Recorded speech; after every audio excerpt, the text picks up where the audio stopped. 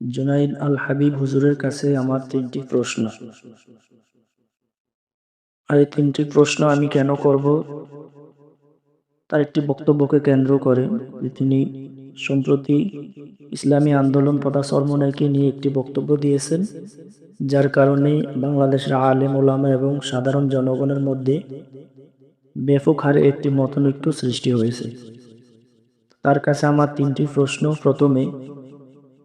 প্রথম প্রশ্নটি হলো, বর্তমান প্রেক্ষাপটে দাঁড়িয়ে তার এই বক্তব্য দেওয়াটা কতটুকু যৌক্তিক, যেখানে বাংলাদেশের সকল আলেম ওলামা এবং সাধারণ ধর্মপ্রাণ মুসলমান সবাই ইসলামের স্বার্থে ঐক্যবদ্ধ হওয়ার ধার প্রান্তে। আমরা দেখেছি চরমোনাইতে আল্লামা মামুনুল হক সহ সাকুয়াত রাজি, সকল আলেম এবং জামাত ইসলামের আমির সহ প্রত্যেকে এক টেবিলে আসতেছেন যে এখন ঐক্যবদ্ধ হওয়ার সময়। তো সেই সময় দাঁড়িয়ে জুনাইদ আল হাবিব ইসলামী আন্দোলনকে নিয়ে কথাটা বলা কতটুকু যৌক্তিক। ২ নম্বর, চরমোনাই কি ইসলামিক দল নয়?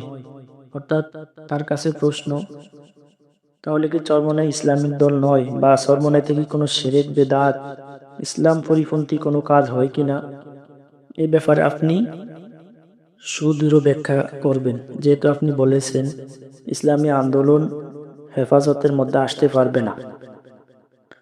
৩ নম্বর প্রশ্ন হলো, আমার প্রথম দুটি প্রশ্নের সুদৃঢ় ব্যাখ্যা যদি আপনি না দিতে পারেন।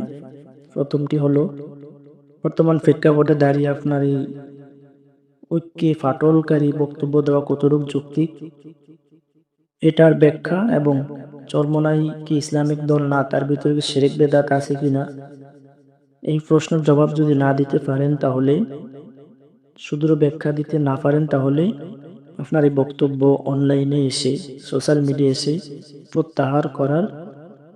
আমি মনে করছি প্রত্যাহার করা উচিত।